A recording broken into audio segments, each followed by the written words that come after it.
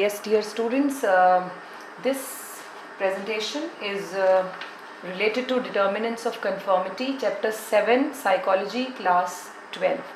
It's given on page number 140. Alright, 141. The determinants of conformity is given.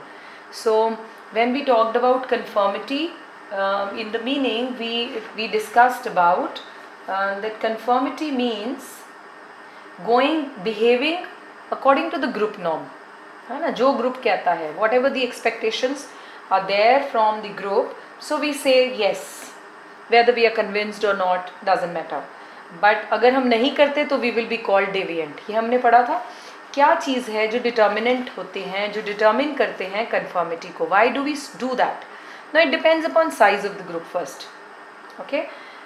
Now if the group size is small, तो conformity कैसी रहेगी? ज़्यादा होगी.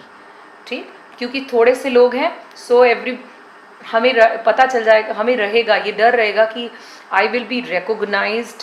अगर बहुत बड़ा ग्रुप हो, किसने ना बोला पता नहीं चलता. लेकिन अगर ग्रुप ही छोटा है तो मेरे बारे में पता चल जाएगा if I will be a deviant. So इसीलिए भी size of the group is, if it is small conformity will be higher, and if it is large it is going to be less.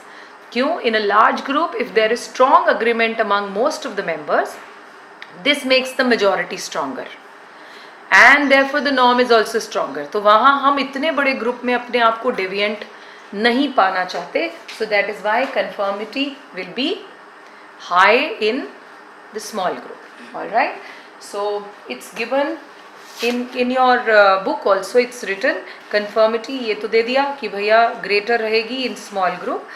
Why does it happen? Because it is easier for a deviant member to be noticed in a small group. However, in a large group, if there are strong agreement, तो majority stronger हो जाती है, इसलिए वो influence के साथ ही flow में हो जाता है काम. In such a case, the minority member would be more likely to conform because the group pressure would be stronger. All right. Then comes the size of the minority. अब देखिए, you can see in the picture कि एक जो minority है उसमें क्या हो रहा है. Suppose the subject finds that after some rounds of judgment of the lines, we have the case also given in your book, Ash experiment, so that we will take up in some other video. But yes, हम यहाँ पर क्या समझ रहे हैं, size क्या है. When the dissenting or deviating minority size, अब कुछ लोग मिलकर जो है वो deviate हो गए, अगर वो बढ़ता जा रहा है, so what will happen? There are chances the likelihood of conformity decreases. Now if they will not flow with the group, देखिए वो separate हो रहे हैं, so the number of dissenters increase in the group. So it depends minority का size कैसा है. अगर वो बढ़ रहा है, so they may not go with the flow. Then comes the nature of the task. Task कैसा है? अगर तो टास्क है कि हम उनसे ऐसा क्वेश्चन पूछ रहे हैं विच कैन बी वेरीफाइड कि वो ठीक है नहीं है, और उस करेक्ट आंसर भी है और इनकरेक्ट है. दूसरी सिचुएशन में we are asking them to give the opinion, तो कन्फर्मिटी कहाँ कम होगी? Where the opinions are given. Situation number 2. So when the dissenting nature of the task में, suppose the task involves giving your opinion about some topic, right? So in that case, when there is no correct or incorrect answer, in that situation what will happen? The first one where there is something like correct, incorrect, and the second where the answers are just the opinions, so you will be able to find that conformity would be less likely in the second situation, right? Then public or private expression. अब less conformity है it is found in private expression than under public expression. So you can see private expression means your own expression. So Ash की technique में ही वो दिया गया है that group members are asked to give their answers publicly.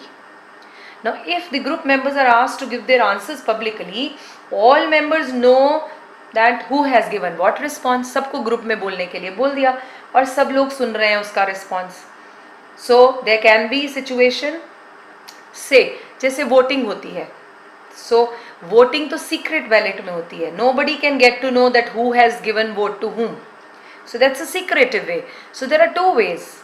Private में दिया यानी आपने सिर्फ बैलेट में एक पर्ची डाल दी तो दैट इज़ ओके, है ना। लेकिन अगर आपको पब्लिकली बोलने के लिए बोला जाएगा तो क्या होगा, प्राइवेट एक्सप्रेशन में कन्फर्मिटी कम पाई जाती है then public expression. I am sure you get that. So जब बैलेट में आपको डालने के लिए कहा गया the behaviour of member is private, it is not known to anybody else, so less conformity is found there. Excuse me. Then comes the next topic, personality पे भी डिपेंड करता है, right. So some have a conforming personality while others are independent. कुछ लोग होते हैं ना बहुत इंडिपेंडेंट होते हैं, वो किसी के साथ नहीं जाना चाहते। People who are highly intelligent, confident, strongly committed, जिनका self esteem are likely to conform. तो जैसे पिक्चर में दिया, आर यू एन इंडिविजुअल और just conforming to be non conformist. So it depends what kind of personality the person is.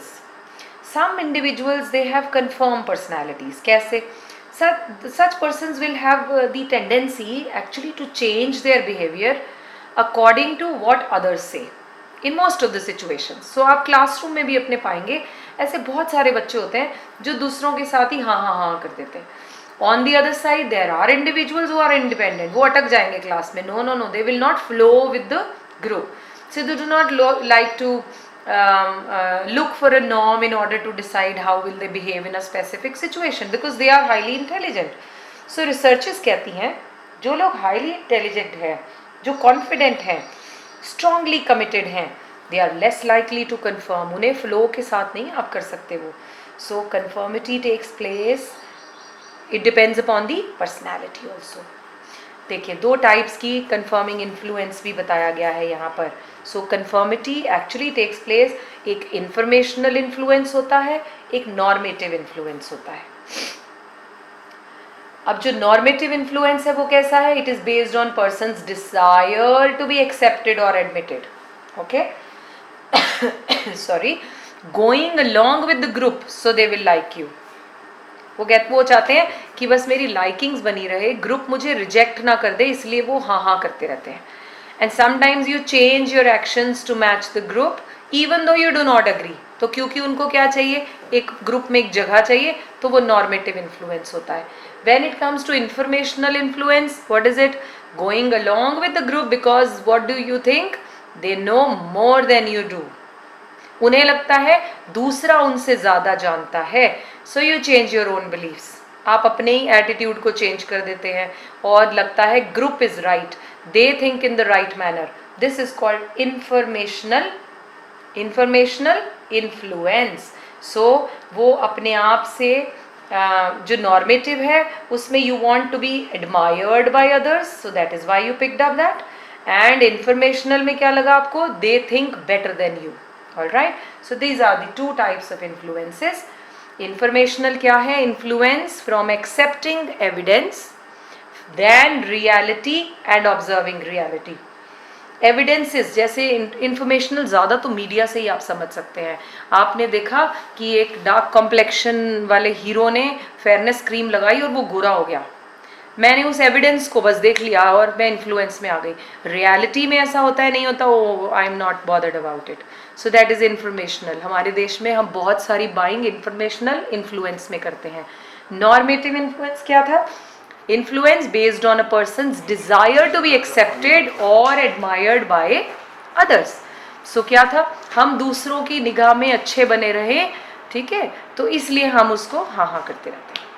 Alright, this was all about the determinants of conformity. Rest we will record in the next video.